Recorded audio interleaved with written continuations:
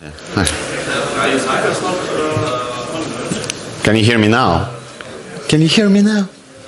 Okay, is it time? Right? Yay, it's time.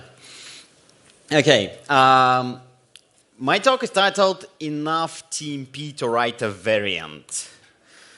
Yeah, so I heard that this is a good rule, that you kind of give people a link to the slides. So this is the link, it's tinyurl.com, and then it's enough TMP, all small letters, 2022. Okay, so if you want to follow along somewhere, you can. And if you are on your laptop, I will assume that you're following along the slides totally. All right. Okay, kind of like, this is very introductory talk to TMP to some extent, I think. Basically, if you don't know what TMP is Tempate Meta Programming, right? So when we use templates to generate something complicated, right? More than just substitute everything for a type. The most extreme example would be probably Hanna Dushikova's compile-time regular expressions. Also, high-frequency traders, like if you've been to previous talk in room A, that was by high-frequency traders. Those people love their templates. There are many, many applications. In the standard libraries, there are two. There is tuple and variant. And because they're in the standard library, people do them a lot. I have written a variant, I think, for every standard since 11, in some quality. And so we're going to do variant, because with C++20 we can do it in an hour. It's less than 500 lines of code total. Just because probably not everybody is still familiar with std variant, I had the usage here, then it broke, and so 5 seconds before the talk, I prepared it again. This is how I was familiar with variant, right? This is an interview problem. Let's say you have Excel. Can you see it okay? Okay. So this is like, let's say you're writing in Excel. And in Excel, you have cells. And by definition of the problem, you have, in a cell, you can have either an int or a string. And then there's an operation defined like a plus. Let's say you can, int plus int is, int plus string is concatenation. String plus int, you convert int to a string, concatenate. And int plus string, you throw an error. Something like that. Like, again, it's not a real example, it's an interview problem. But this interview problem is much easier to solve if you have a variant, right? So I have a variant between int and a string, and it can be, you can assign to it either an int or a string, and it will keep track of what it is. And then the killer feature of a variant, in my respect, is multiple dispatch. Like, imagine you have to select your implementation not based on one type, like in virtual functions, right? But on two types or on n types, right? And this is standard visit is a way to dispatch on a variant, and it can do multiple dispatch. So I dispatch based on my type and the other type, and I select the appropriate one for the problem. And so this is what we'll do, right? Okay, this is probably barely visible, but what is variant under the hood? It's a union. I'm sorry, but it is a union, right, of all of the possible elements. It has an active index, and then in visit there is some sort of switch between all of the possible types. And we're going to implement all of those components. We're going to start with just a bunch of general purpose template meta programming utilities. And then we're going to use those utilities to build the variant. But first we're going to build up a library a little bit. Let's start here. We're going to find a type by an index, right? Let's say we have a list of types, char, int, double, and we want to find an int in it, right? And where is it? Oh, it has index 1, right? And here, double is index 2. Okay, so how can we implement it? Well, first of all, I'm going to talk a little bit about how do you generally organize your code in metaprogramming. If you do a lot of complicated templates, usually when we want to do something in private, like we'll have either a private section of a class, or we will have anonymous namespaces.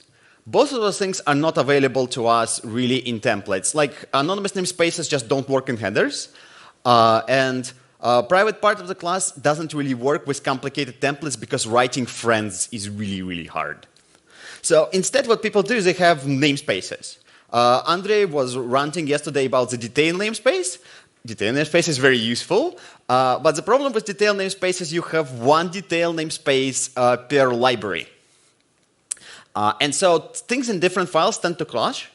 So what you do instead, what I recommend doing instead, is having also a namespace per file, right? So here, this would be in my file type list, and I have like underscore type lists namespace. This is my convention. This is not very common, but still. Okay, the second convention is like if you want to return, we're going to compute like the index of a type based on in a bunch of types. So we compute something based on types. If you compute a value based on types, the typical interface is you create a constexpr variable, and it has underscore var in here. So I'm finding an index. This is constexpr variable of type size t. It has underscore v at the end. Right. In order to implement it, I call the internal implementation function. Right. Internal function is a very simple constexpr function. Like this is just an implementation of find. I go through all of the types and I check, oh, is this true or not, and return the index where it's true. The interesting part is here, we for every type in a list, we call stud same as and compute basically Boolean value if it's the same as the type or not. Yeah, you can use stud rangers find, that's also fine. Then there is a little question, like what do you do when you are like, what do we do if we didn't find the type?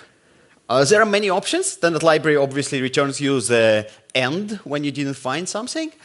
Here I chose to write a requirement that, oh, we have to find the type. So type, I require that type is one of the types, so that the index that we found is less than the number of types.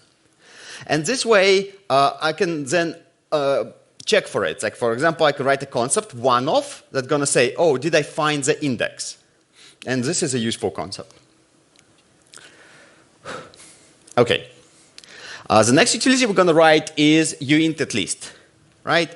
I want to represent a number, and I want to use the smallest unsigned integer possible.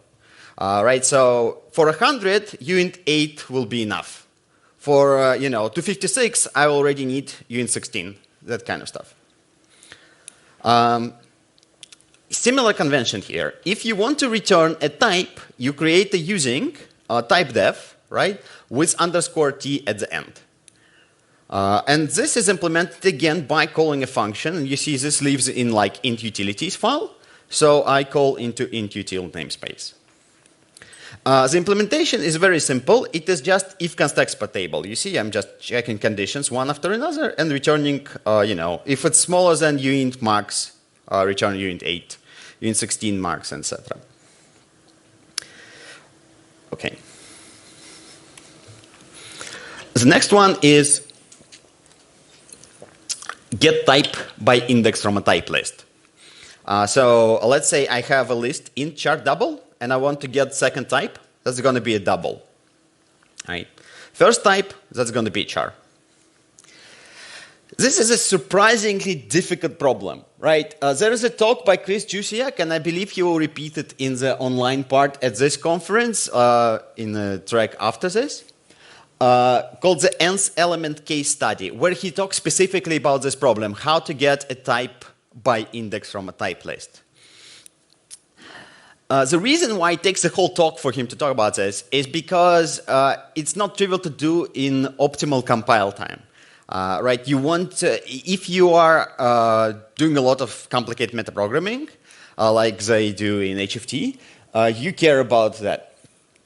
Here I talked to Will Ray on CPP Lang Slack, and we both agree this is reasonable.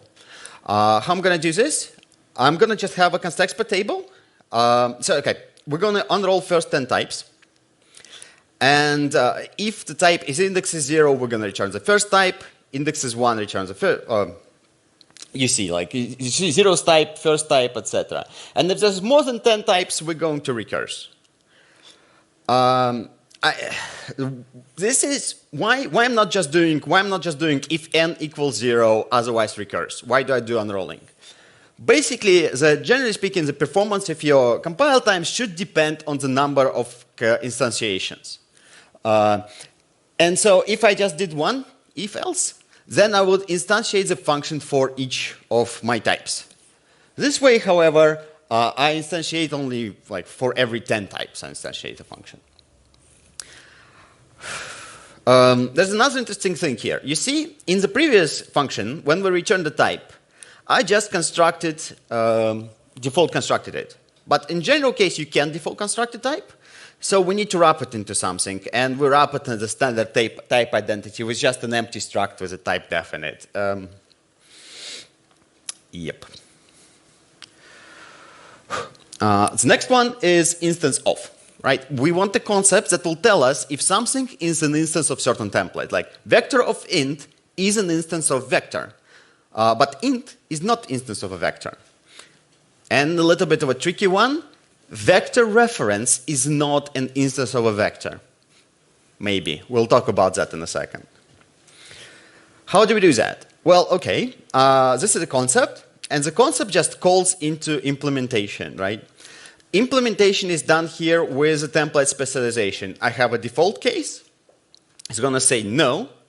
And I have a specialization that is going to say if it matches, like, you know, if this is a template what, and this is an instance of a template what, this is going to inherit from true. So standard false type and standard true type are just structs with a constant. Like, so you see I get the value here.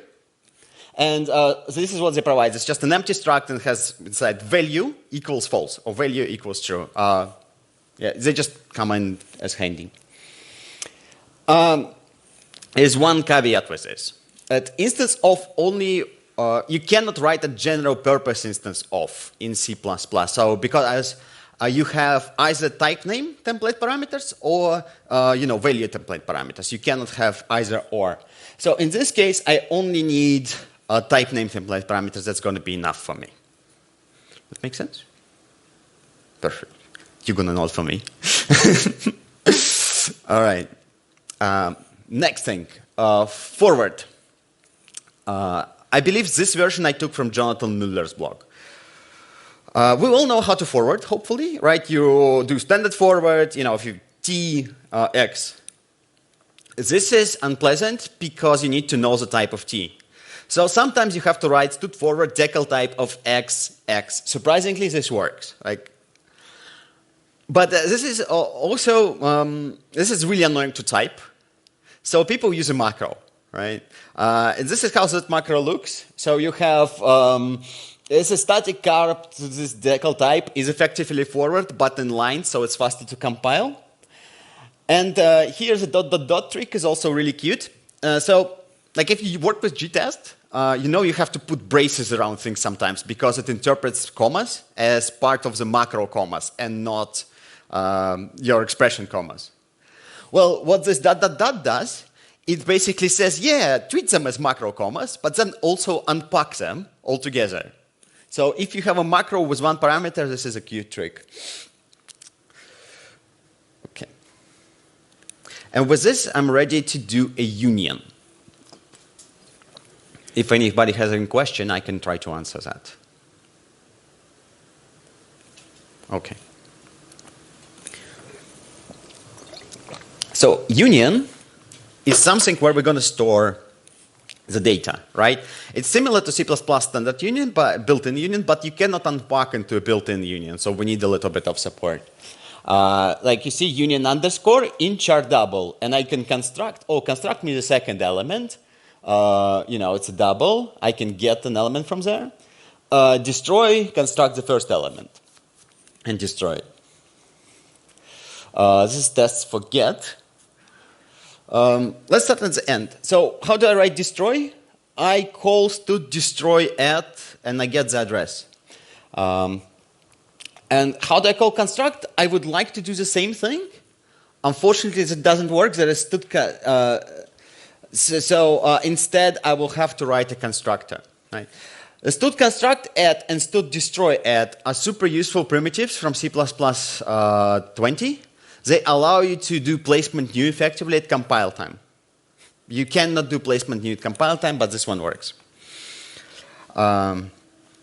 Okay, let's look at the union itself. So we have it's done as a recursive. Okay, there is used to be for a while people did buffers. So people just created a bunch of chars, and they were like, okay, this is going to be big enough, and we're going to cast pointers to the types we have. So that was implementation in 11 and 14. But that's not constexpr friendly. You cannot cast pointers to buffers. If you want to see that solution, there is a link Stack Overflow post. What people do now is they unfortunately have to recurse. So we have a union that stores a union, head, tail. And then we have a default case with one parameter that just has a head. I mentioned that number of associations is important. Maybe you could have done here like, T, T0, T1, T2, T3 to reduce the number of associations, but I wanted something reasonably simple. Okay. So there is a default constructor, and then there's a constructor for the head. So you see I'm passing the index in this standard wrapper, saying, oh, okay, construct me the zeros index. This is just how you pass compile time parameters. You have some struct, you have a template parameter with a parameter you want, and you pass it in. In this case, this is standard in place index t. And then I have, if it's not the zeros index, I would like to construct whatever the next index is. I pass it along to the tail, basically. There is union size, just to tell me how many elements are in the union. Yeah, it's again very simple. It's done with this template specialization. I have a base case, and then I specialize it for a union. And here I say, oh, okay, size of TS is going to be my template union size. And get. So get, the implementation of get is very simple, right? If it's 0, forward, get head. If it's not 0, get tail. That's it.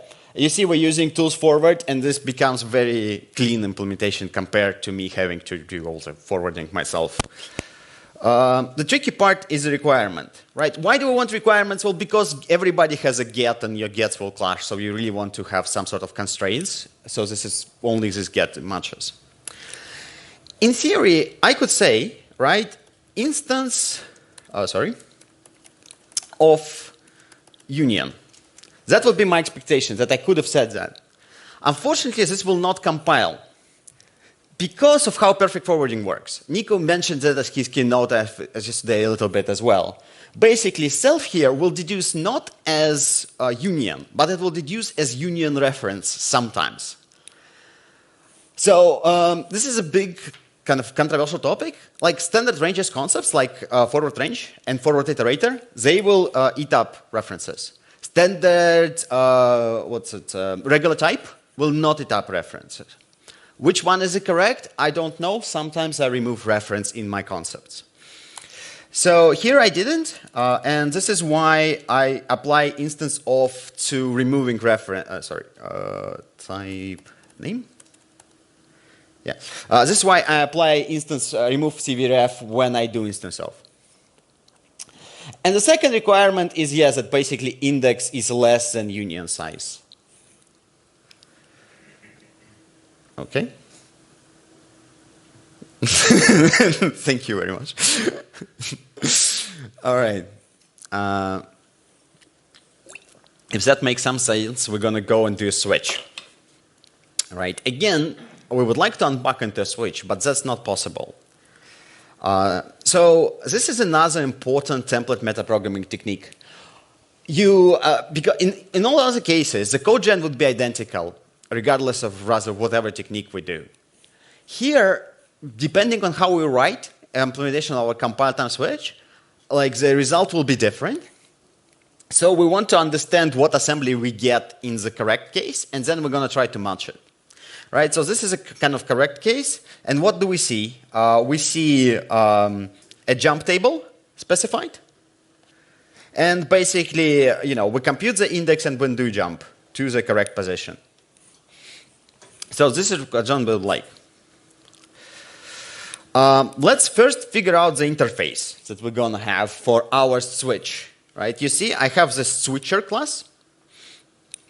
And switcher class accepts how many cases we have as a compile time parameter, right? I have a parameter here, and it accepts kind of the number of cases at compile time. And then it has a lambda for each of the cases, where the label of the case is accepted as well as compile time parameter, right? And then I'm going to call it with a runtime index. Okay. So how do you pass compile time parameters? Well, I have a struct. It has a size t parameter in it, and I have compile time value to generate the struct just for, I guess, cleaner interface. I could have gone and did auto here instead of size t, but then what comes is that because compile time doesn't like to do conversions, and I really want size t, I don't want any other type. You have to basically, in all invocations, make sure that it's going to be size t, so it's annoying. That's why I chose to go with size t here. Let's look at kind of like implementation. So we have a struct, and you see here I don't pass any compile time parameters, but nevertheless, switcher is a struct. It's not a function. How does it work? It's CTAD from C++ 17, compile time argument deduction, right? I have a constructor with two parameters, size and operation, right? And even though size is not used anywhere here, it matches against this parameter, and that's why C++ knows that this is a parameter I want. The result type, I'm not doing anything fancy, just the result of the first case is going to be the result of my switch. And the implementation. And I'm going to skip this one. This is, I took from Mikhail Dominic in variadic expansion and examples. The reason we're going to skip it is because it's not going to give us the result we want. It's doing an array of function pointers, and it is jumping to the array, to the appropriate function pointer for the case. However, you can see that there is a call, and this is not what we want in assembly, so this is not what we're going to do. A second implementation is, I learned from Sean Baxter that Clang and GCC can optimize a sequence of ifs into the correct solution. So we're going to generate a sequence of ifs, and we're going to generate it with a macro. I'm sorry.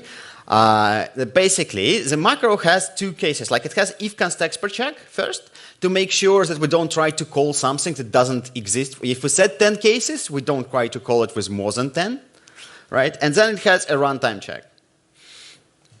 And then I have 10 cases, and then I have 100 cases, and I'm going to, do 1,000 cases, and if it's more than 1,000, recurs, right? And this will generate me a jump table. I'm not going to make it look through it, but it's not going to be the same as the switch, just not quite matches. And the compiler generates that one for the switch. So the one I actually go from, I take from this Groundswell audio GitHub, and this is actually a switch. Just basically we generate a case with a macro, right? And we're just going to spam a bunch of cases in a switch. Yeah, don't forget to undef your macros for things like that, just so they don't pollute a namespace. Can you nod? Thank you very much. Okay. So with this, we kind of build up a little bit of tools to do the visit itself. Let's see how this looks. What are we trying to do? So, as I mentioned, private doesn't really work for templates. So what I'm doing instead is I have a details namespace here, and I do all the things there, and then the privates and the accesses and all that stuff is going to be in like surface layer. So I have variant data, and it has index. And index is at least this many types. We had this utility uint at least. I have the size here to help me know how many elements. Union is to store my data, and then index. There's a little bit of a question, what do you put first, like the data or the index? And the reason why I think you should put the data first before the index is that index is very likely to be like a byte. And so it's going to mess up your alignment. And basically you will have a giant gap between like index and the data. Right. Let's skip all of the noexcepts and results for now and just look at the runtime code. This is our switch, right? We have computed how many cases are going to be in a switch. Well, we had a bunch of variants. Multiplication of sizes is going to be the number of cases we have overall. For each case, we need to convert, like, okay, imagine we have like 5 variants, but switch operates on one case, like it goes 0, 1, 2, 3, 4. So we need to convert that, 0 into 5 indexes. So first element will be 0, 0, 0, 0, 0, and 0, 0, 0, 0, 0, 1, etc. Right, so there is a class that does it for us. And then we call for specific case, right? There is a little bit of a trick here. So like you see, we call the switcher, right? The trick is that in this specific case, we need to check if the result type is void, and if it's not void, if it's void, we cannot return. In this specific case, this is just one of the C++ weirdnesses. Okay, so basically, let's look at this mass class. Like, how do we convert from one index to many indexes? It's actually the same logic that you would encounter in C arrays, right? So like you have array with 3, 4, and 2. This is actually a linear array. And so I basically implemented the same logic only myself. And I, check that everything matches. Yeah, so like this is like the math. Just I convert from from a scalar index to array of indexes, and from array of indexes to scalar index. This is not very interesting. What's interesting is how do you apply? You need to apply for like every element in the array. You need to get an element, do template meta programming with arrays, and you can't. So here we're actually using std index sequence. Right, index sequence is this type that has a bunch of parameters, like a bunch of indexes right now. And so it's going to be, we're going to convert an array into this array index sequence. How do we do that, right? So this is a standard trick. Like what you do is you write your array of indexes into a constexpr variable, right? That's the first thing. And then what you do, you unpack for every element in the array. Because it's a constexpr variable, you can now access it in any template you want. So you unpack that array of indexes. Like you create an index sequence, 0, 1, 2, 3, up to size of the array. And then you return the index sequence where you get the element for every index. So, okay, this is going to be index sequence 0, 1, 2, 3, up to size of the array.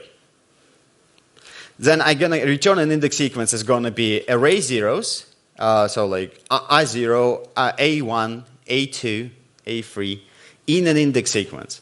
And now I can mess with it. I can do all the template meta programming against it. Specifically, I can unpack it into this, and I can then use it into when getting index from variant. This is probably the most complicated thing here.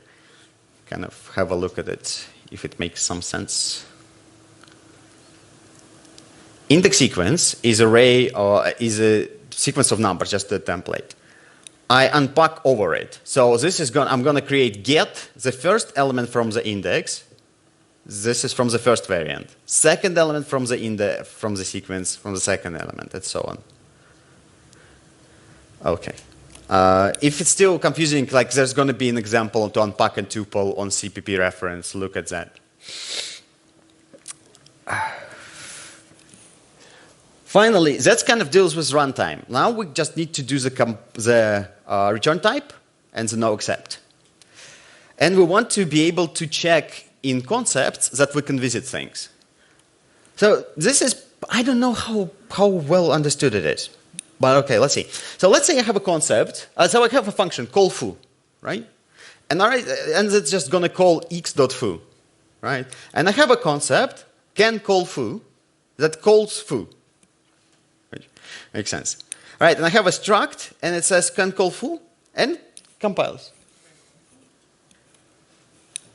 I can make it bigger if it needed.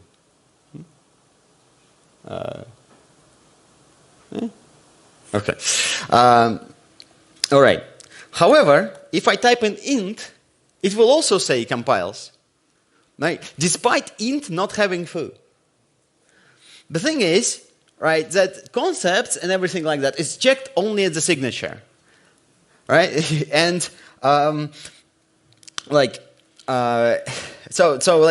example, one way to make it work actually. So this is what's not concept friendly, right? Because concepts will not detect that this doesn't work. So if you want to make call foo concept friendly, right, you need to, for example, specify in the requirements that you want this to x.foo to work, right? I say has method foo, and now it works. Or this is preferred, right? Or I can mention it somewhere in the, let's say, return type. That also works. So let me say decal type x.foo, and here I'm going to say auto. And, well, I should return probably, right? This also works. It says, oh, it cannot call foo. It can. However, what happens if I just say auto, right? It should compute the return type. Well, in this case, this becomes a hard error. This is not concept friendly. Right. So you basically, if I write it like this, with just auto, without mentioning in the signature any parameters, all right, then you will have a hard error, even if you try to check that it works in the concept. This is done for you to avoid kind of silly bugs. If you made a typo in the template and you have a default implementation, right, you don't want that to suddenly work with default implementation. You want to get the bug. Before C++, concept friendly is my term. Official term that everybody uses is sfinae friendly, because this is what how this works. How this used to work, especially before 20. Okay. So the problem with concept, like if we try to specify this with concepts, like if we try to specify a requirement as concept for a variant, it doesn't work very well. I couldn't get a very nice error message. So I'm going to show you a different way to do it. We're going to have a common type utility. Basically very simple, like, a common type between int and double, that's a double, right? Common type double int, that's still a double.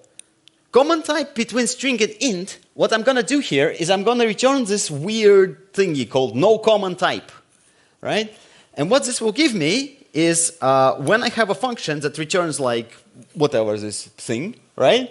Common type, it's going to report me an error. Sorry. Well, you cannot see this, but it says tools no common type int basic string. And this is one error line. So utilizing named return parameters to indicate errors is a very powerful technique to give your users nice error message. How does this work? Well, I have just non-common type. This is just a weird, simple thing. I have a concept called error tag. It requires if t has an is error inside. And then what I can do is, if one of the common types is error, right, then I'm going to return that. Because let's say something inside of it failed, like one of the variants couldn't compile, one of the visits couldn't compile, right? Otherwise, I'm going to try to, if there is standard common type, to compute the common between all of them, I return that, and otherwise I return no common type between all of the errors. Now let's do one case. So we're going to compute the result for one specific case. Let's say I have two variants between A, B, and C, D, and I have a visitor, right? And like in the zeros case, like between this one, right? So when it matches 0, 0, it should return me A ref, right? And so this is 0 case A ref. In the first case, it's going to return it's noexcept. It also returns me if there is noexcept or not. Okay, so how does that work? Well, basically both result type and noexcept are derived from one common struct. All right, I just call a function and it returns me a struct that contains both of those information. Right? What does a function do? The function uses so okay, like we had V1 and V2. We want to get A and C, right? This is what we wrote the mass transformation for, like get me 0, 0 index, right? This is what we do. We unpack that, we get those 0 and 0, 0, and then we send it into a struct. That is specialized. In the default case, it's going to return like no invocable type. And when it is invocable, then I'm going to return invoke result for the return type. So yeah, and then in the default case, noexcept is false, and then if it is invocable, then the noexcept is actually computed correctly. And now we can do the overall visit. So let's see what I talked about with error messages, right? It says cannot call visit, whatever, substitution failure, not an error, blah, blah, blah. And it says not invocable, and then it tells me this is my lambda, this is the first parameter, this is the second parameter. I'm really sorry you cannot see it, but trust me, it says it's there. Okay. So the noexcept is very simple. Like if all of the cases are noexcept, then the result is noexcept. This is just an unpack with end. That's it. The result is using the common type. So we take, for all of the cases, we compute one case result, and then we throw it into common type. And then we check, oh, if it's an error tag, then return it. Otherwise, wrap it and return. Yeah. And finally, we need to wrap this. This is the detail stuff. So we need to put it inside of a variant itself. So how does that look? So this is where we do the private stuff. Like, so we have variant, and in private there is data. In order to, how do you get the data from here, right? Like, so I mentioned writing friends is hard in templates. So instead, what I do is I have the, my detail namespace underscore variant, where I have get data with no concepts. That is very simple, and I'm gonna friend just that, right? Okay, so constructor. How do we construct? We find an index of a type, and we constructed that index. We assign that index. How do we copy? We do a visit for detail stuff, right? How do we destroy? We do a visit. And finally, how do we visit? We do a visit. There is all of the requirements, right? So we need to, what are the requirements? Like all of the variants should be an instance of a variant. That's the first thing. Then noexcept is I'm writing noexcept here as if the detail is noexcept called, because that is computed correctly using our tools. And the result type. Is I have to duplicate here the same thing I wrote in the detail to get the nice error message, right? So it again works. I have here if 0, one sec, where is it? Yep. It says variant, no type, non-invocable with the lambda and the parameters. It says, so there are other things I did, like this is again URL to the slides. I'm one of the maintainers of ifsimd library, if you want to check that out. There's a talk by me and Joël Falcou. There are a couple of introduction to SIMD talks by me. And there's my email and Twitter. And this is, hopefully that works. Yep. This is all tests. And this is the implementation of a variant and less than 500 lines of code. And with it, if you have any questions, I'm happy to answer. Like, hopefully you were lost, like, closer to the end.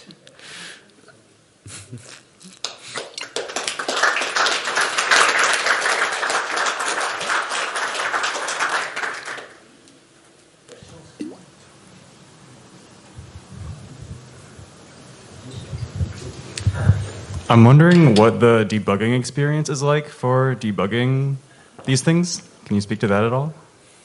Well, you can put a breakpoint inside a lambda, and then you will see, I don't know, let's see, you will say details visit, let's say, and after details visit, you will see the switcher, and then you should see your lambda, right? So it shouldn't be too bad, especially with like, hide my stuff. What's a Visual Studio debug thing that says hide only my code? There's a Visual Studio debug thing that hides the implementation details. And for the compile time only parts of this, though, you can't use a debugger. Right? For miserable. That's a debug experience. Right, it's more what I'm talking about. Yeah. Do you have anything for that side, or is it just cry? No, but I think that if you get the one line, the point of error messages, like trying to generate the small error message, is specifically for that. So there was a lot of effort to try to get you like one line that says what's wrong, because other approaches will give you just like everything is wrong, or like it will say like just a giant stack trace if it's not constexpr friendly. You can also static assert. That's a very reasonable thing to do. But that's not going to be concept friendly. Like then you cannot check whether something is invocable or not, which is reasonable, which is a reasonable thing to do for your code. But for something like a variant where it's very general purpose, probably you want to be concept friendly and noexcept correct. Okay, thanks.